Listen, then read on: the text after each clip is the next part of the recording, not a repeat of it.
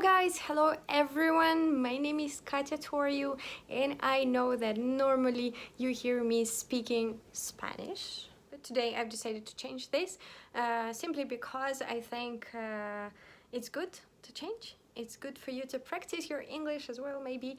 And you know that I speak several languages, and for me, it's important to make sure you know that, right? So I'm not only saying, all right, guys, yeah, I can speak la la la la, and not actually show it. But today I'm going to do that. And the topic of my discussion today is going to be English and languages in general. And I want to share my point of view on how we Russians see Spanish in comparison to English, and whether like it's hard for us or not, because I have several pupils who are, for example, Chilean, and they want to improve their English as well, and they see me or like my friends who live abroad, and they say, wow, so cool, so how to learn a language. This is going to be a topic for another discussion. Today I'm simply speaking English and sharing my view on how do Russians learn English. For me, it was very hard. I have to say, it was really like a long process for me. I was a kid when I started learning English. I don't know how it happens in your countries, but for me, it happened when I was 10. And I say it's kind of late, because there are kids who start learning languages from, 4 years old or 7 years old, from first grade, from the kindergarten even. For me, it wasn't the case, and I was a normal kid in this way.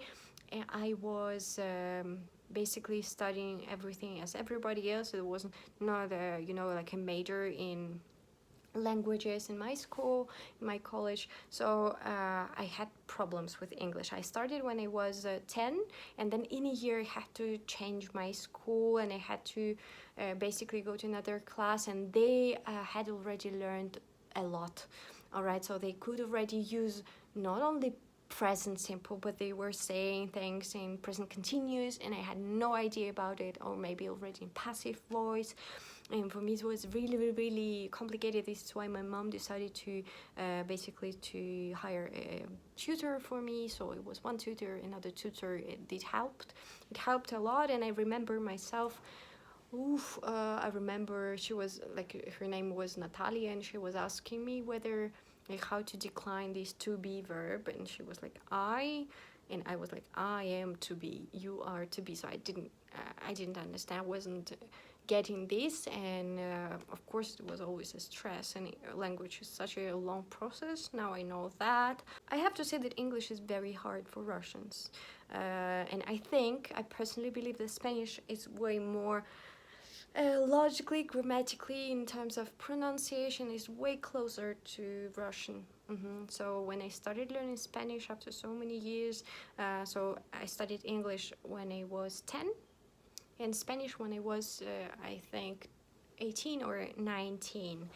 And it went so much easier, so much faster. And of course, because I loved Spanish, so I don't know, it's just part of my culture, part of my heart.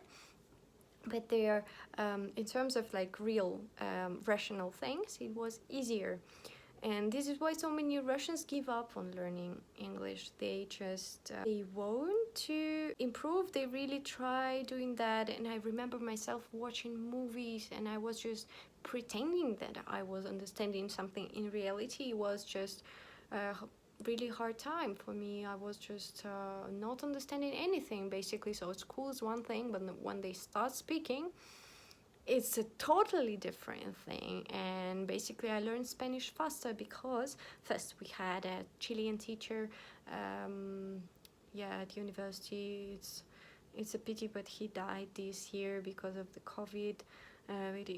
He was Chilean, so we had practice, and I watched a lot of series, and it helped a lot. Now I would recommend it from the beginning, but in English that was not my approach, and it went really slowly for me. This is why, like, normally on average, if you come to Russia, you see that Russians don't speak English because they studied for years at school, but then no one cares, and the teachers just torture them, but don't actually show the real language either. So in the end, it's just one exam that you have to pass, but you don't have to pass it if you don't need it for university. I was passing the so-called YGE, like a state exam for university. So when you finish school, you can pick up your major, right? So you need to pass certain exams. Two of them are obligatory. These are Russian and math. But then I picked up a language, so English, and social science. Then yes, I had to study for 2 years. I had another tutor, another hours of studying language, and of course it's a totally different story. And I remember that I had 89 out of 100, and it was the best score of my school. So everyone else was just 30, 40, 60, their best. And in the end, in university, like, I improved a lot at GSOM. This is my business school, because basically we had to speak it daily. We had a lot of classes, we had discussions, so you have to react, communicate, and you have to read a lot of things in English. And then you have international or like how do you call it, professors from abroad. We have one guy from the US who's teaching auditing. That was stupid. Auditing from Babson College and all those things. And when I entered my master program, I was 20, and there we had to study in English, and there we had some exchange students from abroad, and it's a totally different story from then, right? So I still wasn't sure if I could speak it well.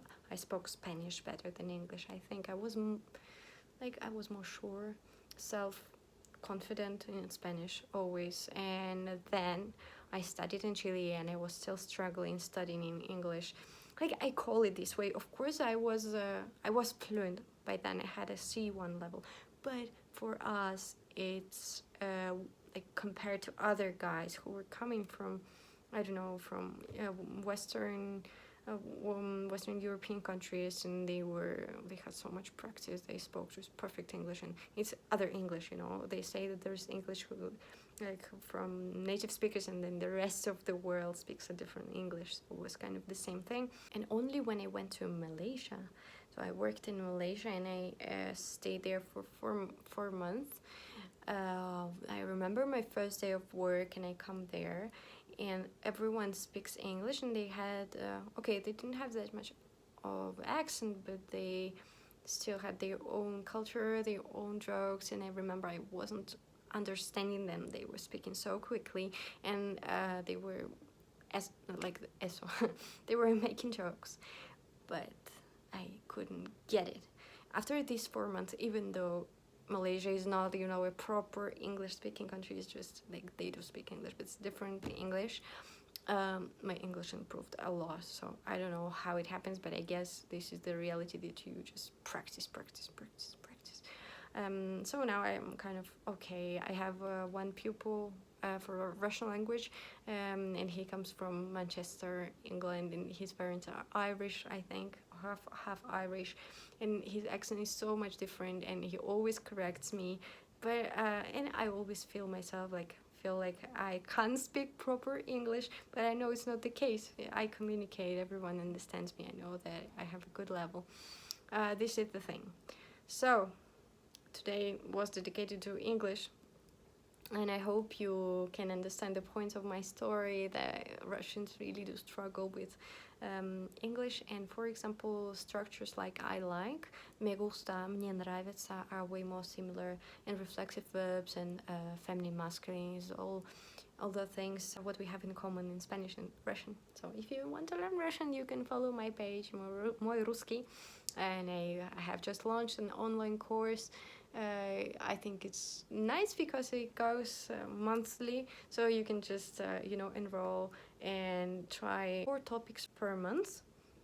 4 topics, remember, you have some materials that are coming up every week. You have my videos, PDF guide, and 24/7 support. For now, I can afford that. Right, so it's way more reasonable than having even like one-to-one classes with me, and it's authentic topics with authentic phrases, yeah, just check it out if you're interested in Russian, regardless of your current level. And thanks so much for listening to me. I'm now in Sochi, I'm now in my vacation, and I'm gonna go back to my pool and enjoy my time here. Thanks so much for listening. Bye bye. My Instagram is Katy2RU, and I'm waiting for you there.